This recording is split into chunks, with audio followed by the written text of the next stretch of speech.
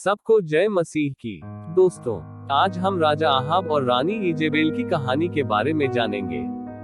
Video के आखिर तक बने रहे। दोस्तों, चैनल को सब्सक्राइब नहीं किया है तो आज ही सब्सक्राइब कर लेना। कहानी पसंद आए तो एक लाइक भी कर देना। दोस्तों, राजा अहाब यारोबाम प्रथम उम्री का पुत्र इस्राएल का 7वां राजा था और रानी इजेबेल उसकी पत्नी एक सिदोनियन महिला और अतबाल की बेटी थी। अहाब यहूदा के राजा आसा के 18वें वर्ष में इस्राएल का राजा बना और उन्होंने ईसा पूर्व 871 से 852 तक 22 साल शासन किया। राजा अहाब और रानी इजेबेल दोनों परमेश्वर के सामने दुष्ट थे, क्योंकि वे लोगों को मूर्ति पूजा और पाप करने के लिए प्रेरित करते थे। राजा ने सामरिया में पूजा के लिए एक घर बनवाया और मूर्ति पूजक पूजा के लिए एक अशेर का स्तंभ बनवाया। इस प्रकार अहाब ने एक अशेरा भी बनाया, वरन उसने उन सब इजरायली राजाओं से बढ़कर जो उससे पहले थे इस्राएल के परमेश्वर यहोवा को क्रोध दिलाने के काम किए। इजेबेल रानी के पिता बाल के एक उच्च पुजारी थे।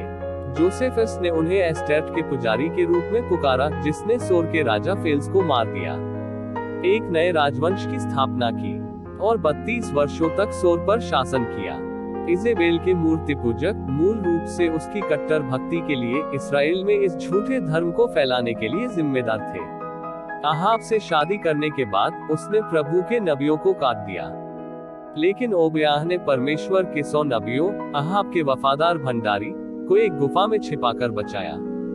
राजा और रानी को अलियाह का संदेश आया कि अपने धर्मत्याग के फैसले में यहोवा ने अलियाह को अपने नबी अहाब और इजेबेल के पास एक संदेश भेजा, जिसमें कहा गया था, तिशबी अलियाह जो गिलाद के परदेसियों में से था, उसने अहाब से कहा, इस्राएल का परमेश्वर यहोवा जिसके सम्मुख मैं उपस्थित रहता हूँ, उसके जीवन की शपथ इन वर्षों में मेरे कहे बिना न तो मेघ बरसेगा और न ओस पड़ेगी। बाल को जीवन के स्रोत और आशीर्वाद के रूप में पूजा जाता था, लेकिन अब इस्राएल को यह देखना था कि बाल को ये आशीर्वाद प्रदान नहीं कर सकता है।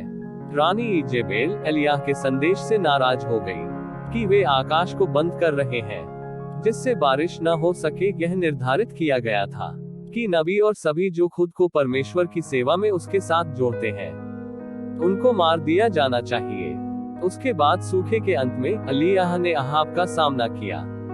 अलियाह को देखते ही अहाब ने कहा, हे इस्राएल के सताने वाले, क्या तू ही है? सच्चाई यह थी कि राजा और उसकी पत्नी इस सूखे का कारण थे, न कि भविष्यद्वक्ता। अलियाह ने राजा से कहा, मैंने इस्राएल को कष्ट नहीं दिया, परंतु तू ही ने और तेरे पिता के घराने ने दिया है, क्योंकि तुम यहोवा की आज्ञाओं को टालकर बाल देवताओं की उपासना करने लगे। जब प्रभु ने बताया कि वह कामेल पर्वत में एकमात्र और सच्चा ईश्वर है और एलियाह ने बाल नबियों को मार दिया, तब इजेबेल ने यहोवा के नबी के खिलाफ मौत का फरमान जारी किया और अलियाह उसके पास से भाग गया। पाप ने अहाब राजा के दिल को भर दिया, लेकिन रानी इजेबेल इसे जलाने का कारण बनी। अहाब ने बाल की पूजा की, परमेश्वर के भविष्यवक्ताओं को मार डाला, अलियाह को निर्वासन के लिए प्रेरित किया और अंत में नाबोत की हत्या कर दी और उसकी भूमि को चुरा लिया। परमेश्वर ने राजा अहाब और उसकी पत्नी का न्याय किया। सीरियाई लोगों के साथ युद्ध के दौरान राजा अहाब, जिसने खुद को आवृत किया था, एक लक्ष्य रहित तीर से मारा गया था, जिसने उसे उसके कवच के जोड़ों के बीच मारा और वह मर गया। रानी इजेबेल के लिए उसके खोजों ने उसे उसके घर की खिड़की से बाहर फेंक दिया और मर गई और कुत्तों ने उसके शरीर को खा लिया। दोस्तों, ये था परिणाम परमेश्वर के खिलाफ जाने का, क्योंकि बुरा का अंत बुरा ही होता है।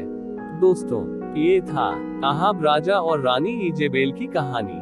दोस्तों, कहानी कैसी लगी कमेंट करके बताएं। अच्छी लगी हो तो एक लाइक कर देना और चैनल को भी सब्सक्राइब कर देना। प्रभु आपको आशीष दे।